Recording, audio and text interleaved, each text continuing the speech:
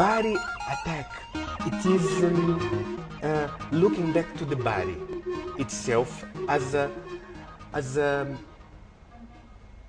core of our existence.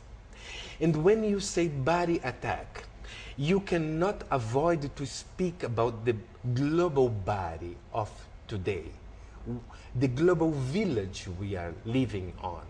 What is the global body? How we respond to this enormous advancement of technology, of science, how body itself is responding to it. We should not forget that we live in a different world of today. We should not forget that we live in the age of terror. It's not only the October 11, it's not only the explosion in the Madrid subway station, it's not only the last journalist which is prisoner of Iraq, which we see live, CNN, BBC. So no, it's more than that. Today, anything which happens in different corners of the world, the information goes immediately through us, through our body. The hero probably is the one which have the most fear of all of us. And suddenly, because of that amount of fear, you do something, and then you become a hero. But that's exactly how I see the artist. Also, we think about artist. Oh my God, the artist. There, up there, somewhere. Oh, to be an artist. There is an old theater maker in Germany called George Tabori, about already 90 years old, doing a lot of writing for cinema, for theater, working with Bertolt Brecht, and so he's still a member of the Berlin Ensemble in Berlin as a director.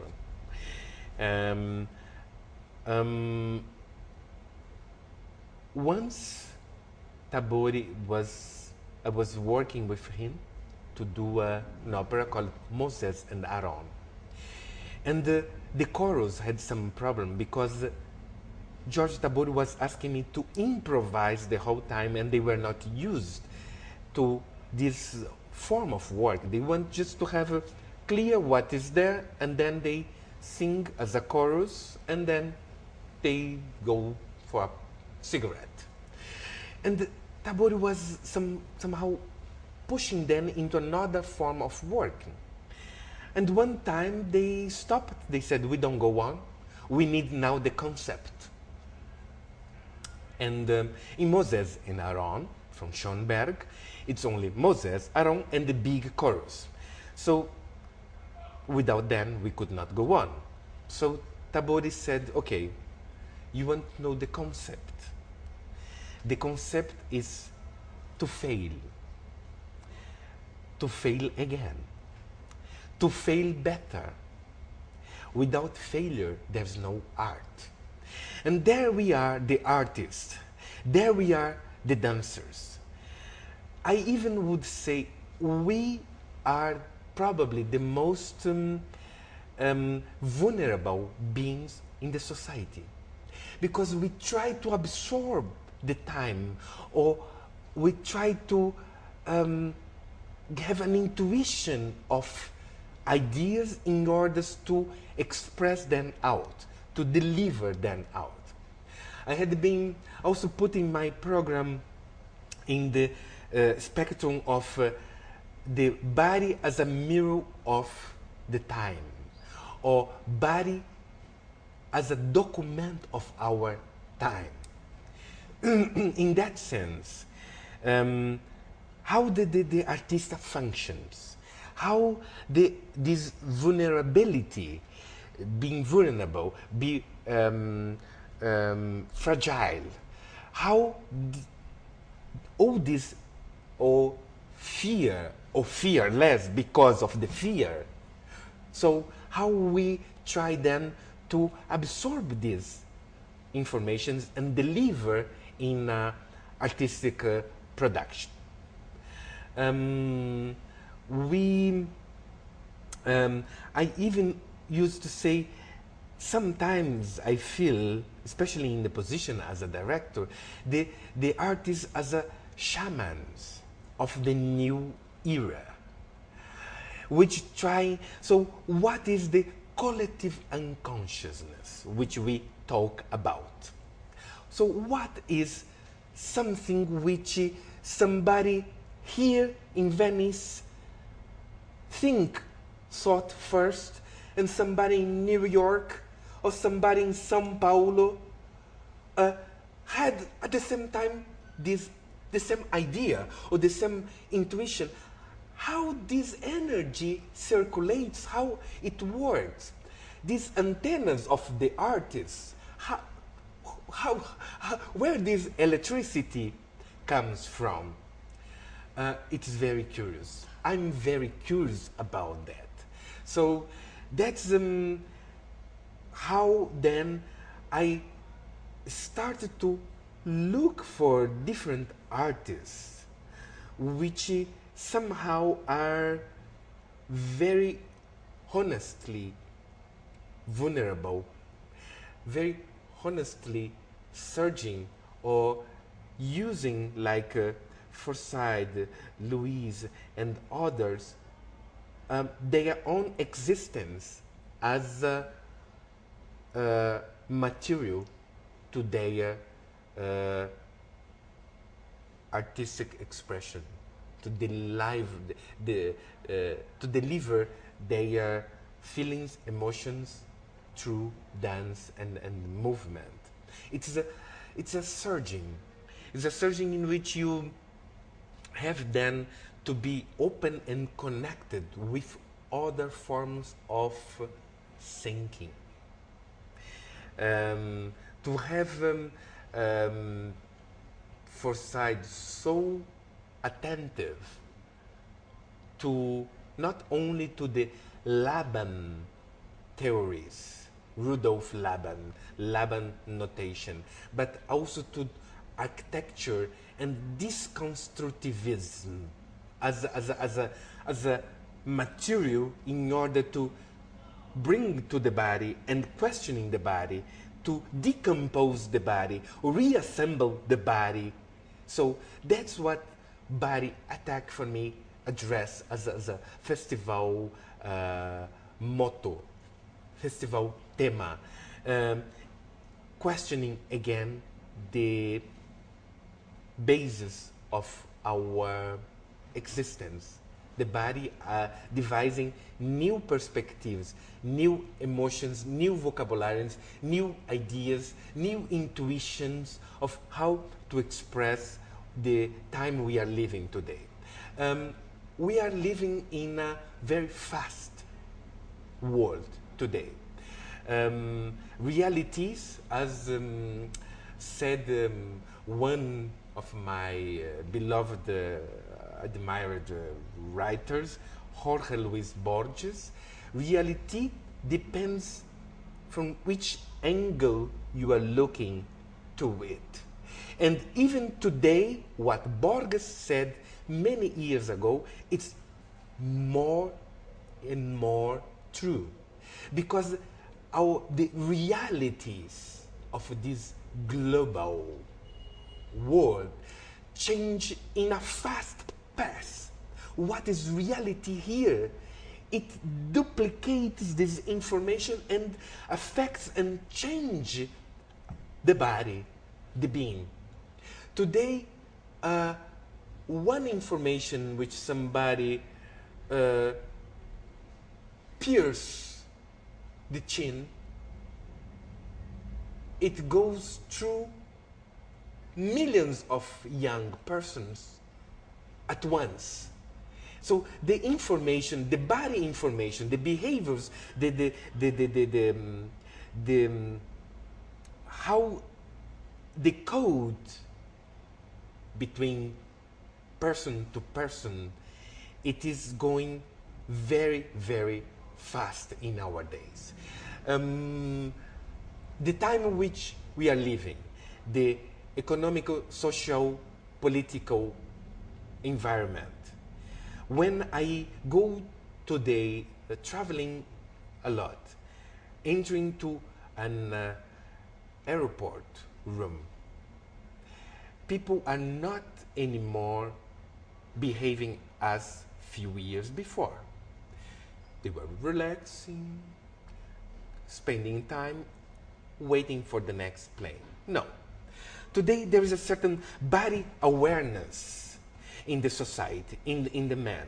So, and people still can relax for a time, but if there is any slightly changing, the the environment immediately moves around you very quick. You cannot displace things in a fast or suspicious way, because the whole room is not one person. Is very more attentive. So means that our sensors today, our body sensors, the energies, the porous, the cells, they sensing other things, and this means that our body code and vocabulary starts to transform. How we now dancers we address to that? What brings this energy in us to try to, like Francis Bacon, transform, deform time of today? Very curious time we are living today. Very fascinating, not easy at all. So how we then, with our body energy, because it's like a motor which we accelerate, and finally we spoke about dancers and artists being the new shamans. So how this function of a dancer, a choreographer, putting an idea on the stage, or a dancer going on the stage and starts to move. So you start to move, you start then to transform the ambient. So you transform the normal reality. Why dancers are, or some artists are just a dream which you look or you hear and you say, it transports me to another kind of world, another kind of fantasy. What is this magical moment of art? What this perform, and it's not all of them, find a moment in which your reserves are gone and you are drawn and you dive and you go into this moment completely. There's this hyper physical momentum in which the dancers become, I don't know, the vibration of our skin, of our skeleton, through our movements, to acceleration of movement, or to slowness, you start to changing physical time. How it happens, I don't know. It comes from a certain intuition, from a certain moment. How the wonderful artists, they really open your imagination and fantasy doors and let you go into a voyage. To it's a magical moment. So how it happened? And maybe that's why. Why did you get into this Damasio and Oliver Sacks about the brain? There's something about the brain, but brain, which is an incredible uh, organ in which is the question, is my soul inhabiting my brain? I always tried as a dancer and a performer to make a connection between mind and heart, physical strength and spirituality. Oh, there we are. The question of existence. They just finished the genetic map of the body.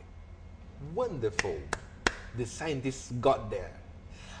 But with one adding information, we still don't know how everything functions and how it functions perfectly. Hallelujah!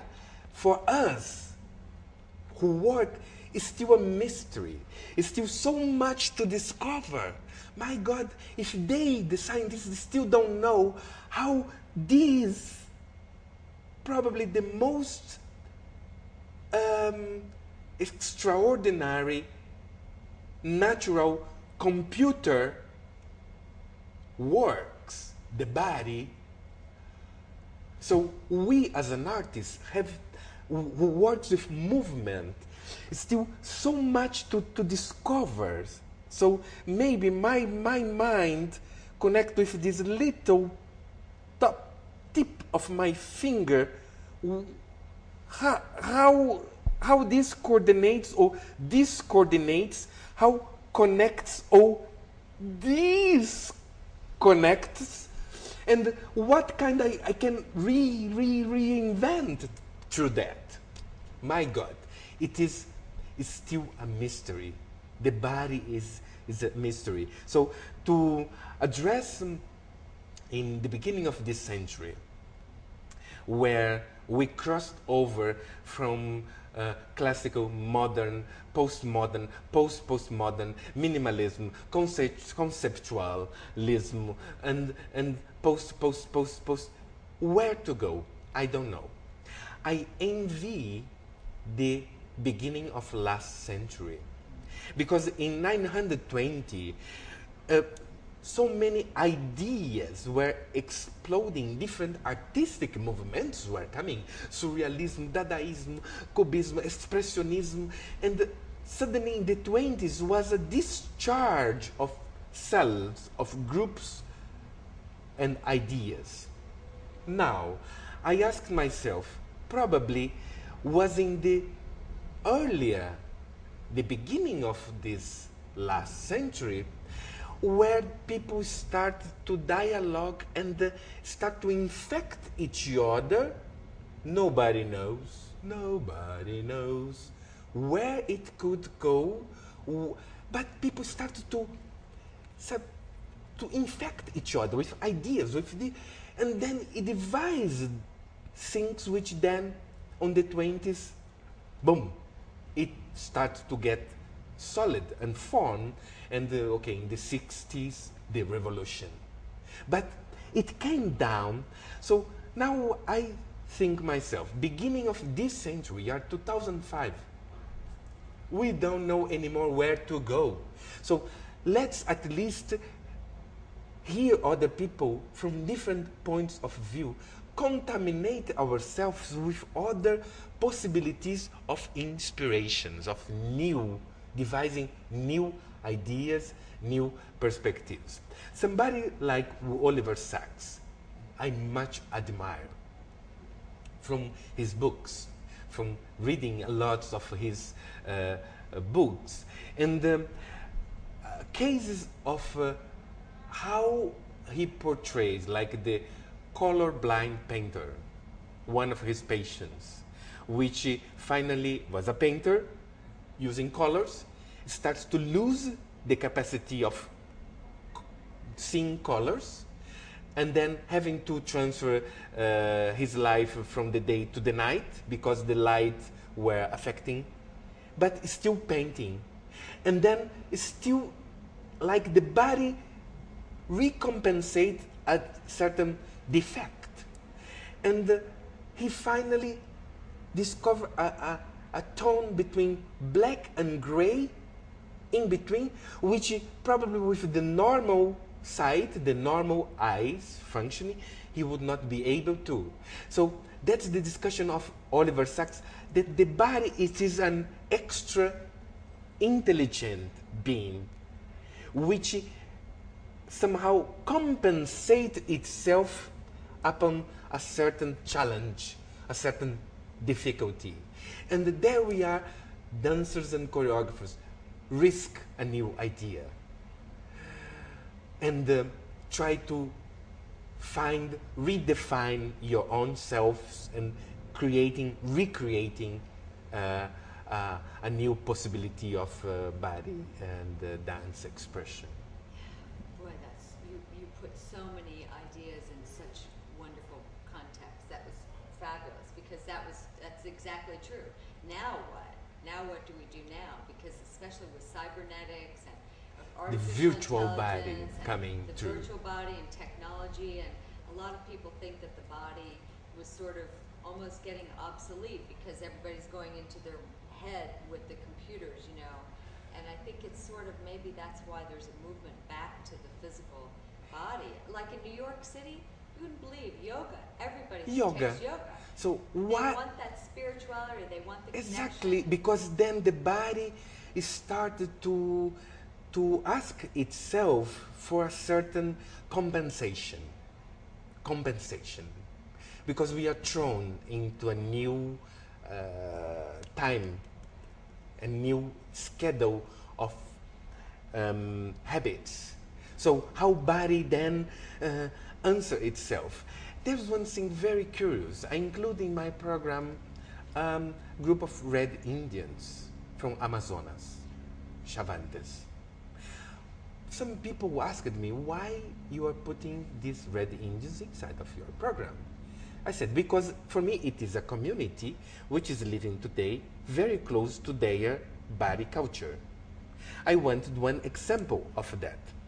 But then don't mistake yourself, because first I asked the Red Indians if they would think would be appropriate then to be in a site like Biennale of Venice presenting their ritual.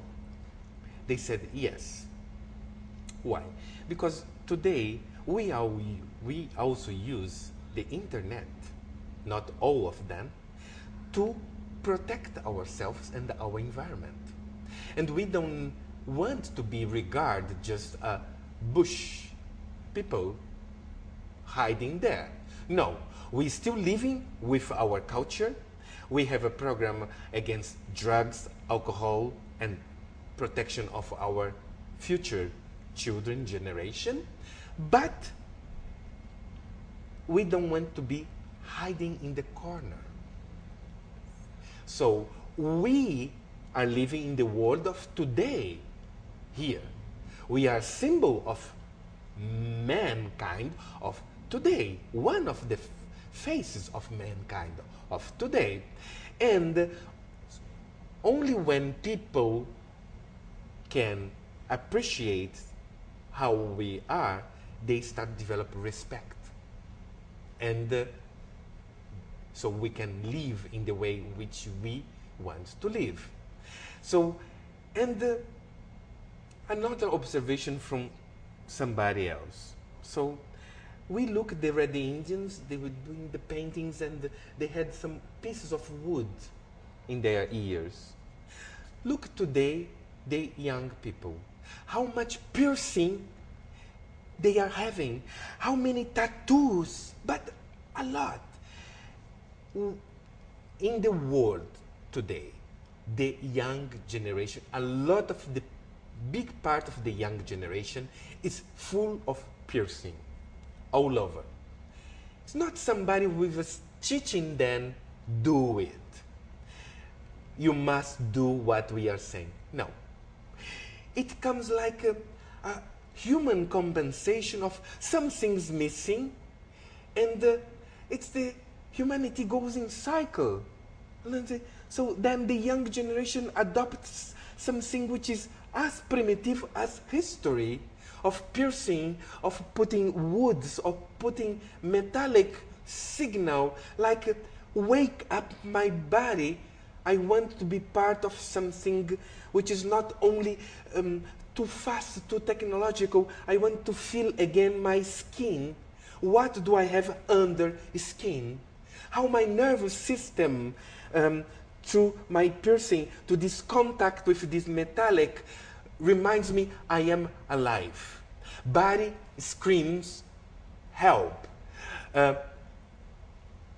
The need of religion, spirituality, oriental practices, yoga, Buddhism, it is why it becomes again in vogue. Sign of the times. Because we cannot say technology has been advancing in an amazing way. There's no turning back. When we see that, hardly imagine somebody today without a cell phone. The Red Indians, they have a cell phone. So the people in the Sahara Desert, they have a cell phone. It makes a lot of their living obstacles easier. Okay, we prize the advancement of technology, but the body is still alive, and many situations discompensated by the living conditions. Artists again try to look around, to address, to open up the antennas, the laboratory, to capture ideas and transform into artistic expressions.